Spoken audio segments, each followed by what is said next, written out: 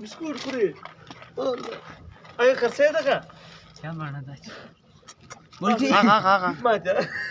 ما ته راکړ دی پیسې به درکړم ما ته راکړه ارامي بسکوټ خوري په تا عادت دی دی د دغه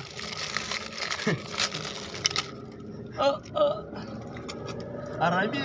له دغه سره یو دادا ویني سپی پاپی و دغه جرمن چپټ وي د مځکې شی نه خوړی سر مه کوه قسم په خدای که زما خپل څه موږ تر تا هغه مځکې شی نه دا اوس به دې د مځکې شی نه خوړي بس په لاس به د ټول صفا شي هغه بیا کم